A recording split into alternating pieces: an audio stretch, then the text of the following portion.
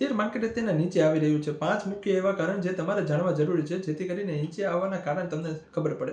પહેલા નંબરનું કારણ ક્રૂડ ઓઇલના ભાવમાં વધારો. બ્રેન્ટ ક્રૂડ ઓઇલ અંદાજિત $100 આજુબાજુ ટ્રેડ થઈ રહ્યું છે.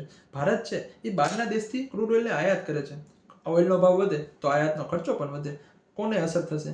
અર્થતંત્રને અસર થશે. જેથી કરીને ક્રૂડ ઓઇલના ભાવમાં વધારો થાય તો આ પહેલા નંબરનું કારણ માર્કેટ નીચે આવી રહ્યું છે. બીજા નંબરનું કારણ મોંઘવારી વધવાનો તમને ડર સતાવી રહ્યો છે.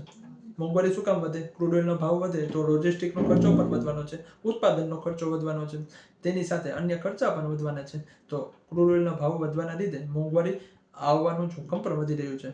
ત્રીજા નંબરનું કારણ ફોરેન ઇન્સ્ટિટ્યૂટ વાળા પોતાના પોર્ટફોલિયોમાં જોખમ રાખવા નથી માંગતા. જેથી કરીને ઇમર્જિંગ માર્કેટની અંદર જે કંઈ બી શેર પડેલા છે તેની અંદર નફો વસૂલી કરી રહ્યા છે. આ ત્રીજા નંબરનું કારણ હતું.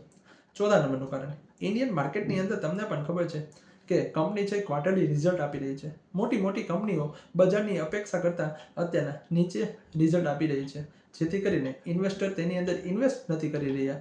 તો આ ચોથા નંબરનું મુખ્ય કારણ હતું. માર્કેટ તેના નીચે આવી રહ્યું છે. પાંચમા નંબરનું કારણ શેર માર્કેટ છે તે આંકડાઓથી નથી ચાલતું. તમને પણ ખબર છે ઇન્વેસ્ટરના મગજથી ચાલી રહ્યું છે. ઇન્વેસ્ટરના મગજમાં અત્યારના વૈશ્વિક મંદી જોવા મળી રહી છે. તેના લીધે નફો વસૂલી કરી રહ્યા છે. આ 5 મુખ્ય કારણ હતા જેના લીધે માર્કેટ નીચે આવી રહ્યું છે. આની સાથે મારે તમને એ વાત જોડવાની, શેર માર્કેટમાં તેજી મંદી તો હંમેશા બની રહેશે.